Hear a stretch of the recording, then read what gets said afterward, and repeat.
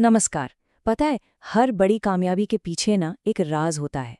कोई जादू नहीं है ये, बल्कि एक बुनियाद है जिस पर सब कुछ टिका होता है। और वो बुनियाद है सोच।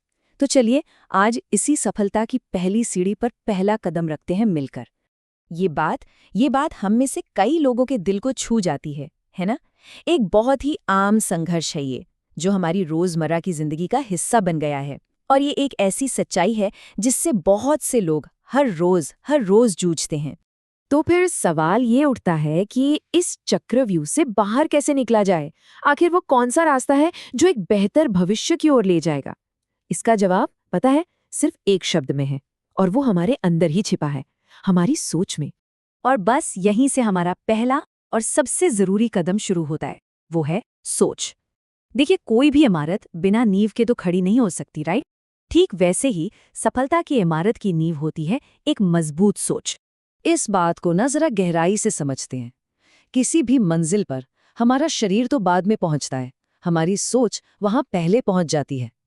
मतलब, जब तक हम किसी चीज को अपने दिमाग में हासिल नहीं कर लेते, उसे हकीकत में पाना लगभग नामुमकिन है।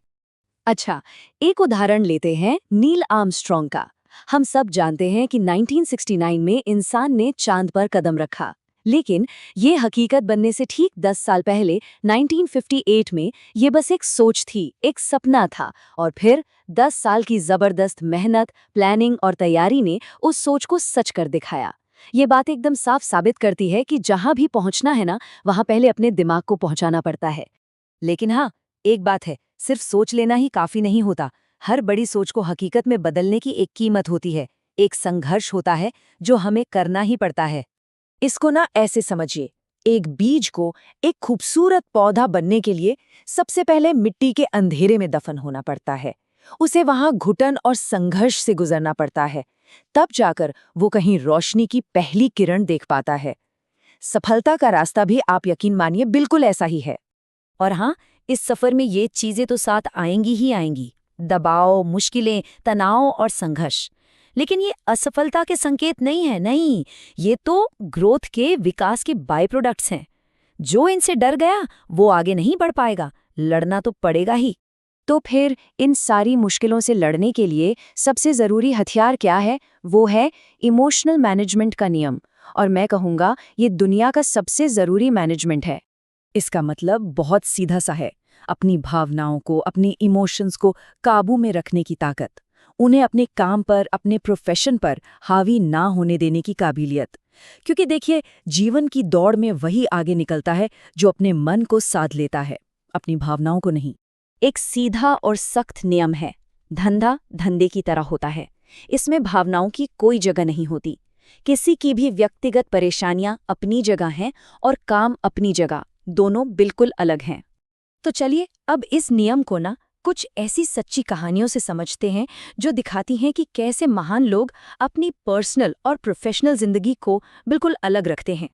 ये देखिए, इंडिगो एयरलाइंस के कॉकपिट में जाने से ठीक पहले पायलट को ये लाइन पढ़ना जरूरी होता है। ये नियम साफ साफ कहता है कि घर की टेंशन, कोई भी पर्सनल परेशानी इस लाइन के आगे नहीं आनी चाहिए। क्यों? क्योंकि यहाँ जिम्मेदारियां बहुत बड़ी हैं, और जब जिम्मेदारियां बड़ी होती हैं ना, तो लोग असाधारण काम कर जाते हैं। अब इस नंबर को जरा ध्यान से देखिए, 9। सिर्फ एक नंबर लग रहा है ना? लेकिन इसके पीछे एक ऐसी कहानी है जो हिम्मत और जुनून की मिसाल है। ये 9 विराट कोहली के हाथ में लगे टांकों की संख्या है। साल 2016 के एक आईपीएल मैच में फील्डिंग करते हुए उनका हाथ बहुत बुरी तरह फट गया था और उन्हें 9 टांके लगे थे। तो एक तरफ थी पर्सनल प्रॉब्लम, हाथ में दर्द, 9 टांके, लेकिन दूसरी तरफ थी प्रोफेशनल जिम्मेदारी, अपनी टीम के लिए बैटिंग करना। और कोहली ने क्या किया? वो सिर्फ खेले नहीं, बल्कि उसी चोटिल हाथ से सेंचुरी मारी और अपनी टीम को जिताया। इसी को कहते हैं इमोशनल मैनेजमेंट। अब आते हैं एक और कहानी पर, और ये इससे भी ज्यादा चौंकाने वाली है, एक टूटा हुआ जबड़ा। और इस कहानी का हीरो है ये नंबर 14। इसे याद रखिएगा, 14। ये 14 वो ओवर हैं जो अनिल कुंबले ने 2002 के एक टेस्ट मैच में डाले थे, वो भी टूटे हुए जबड़े के साथ। जरा सोचिए, एक बॉलर का जबड़ा टूट चुका है, डॉक्टर ने कह दिया है कि तुरंत सर्जरी करनी पड़ेगी। ये थी पर्सनल प्रॉब्लम। लेकिन प्रोफेशनल जिम्मेदारी क्या थी? देश के लिए मैच बचाना। कुंबले ने चेहरे पर पट्टी बांधी, मैदान पर उतरे और लगातार 14 ओवर फेंककर दुनिया के महानतम बल्लेबाजों में से एक ब्रायन लारा का विकेट ले लिया। इन कहानियों को सुनने के बाद सवाल अब हम सब पर आता है कि हमारी पसंद क्या है, हम कौन सी मानसिकता चुनते हैं। देखिए, एक तरफ वो प्रोफेशनल माइंडसेट है जो कहता है मेरा जबड़ा टूटा है पर कोई बात नहीं, मेरी टीम को मेरी ज़रूरत है। और दूसरी तरफ है वो आम मानसिकता जो कहती है अरे थोड़ा सा जुकाम हो गया, आज की सारी मीटिंग्स कैंसिल। तो आज हर किसी को खुद से ये सवाल ज़रूर पूछना चाहिए, कहीं अपनी व्यक्तिगत कहानी, अपनी निजी परेशानियां अपने सपनों के रास्ते में तो नहीं आ रही हैं? और इसका जवाब किसी और के पास नहीं है, वो सिर्फ और सिर्फ हमारे अंदर है।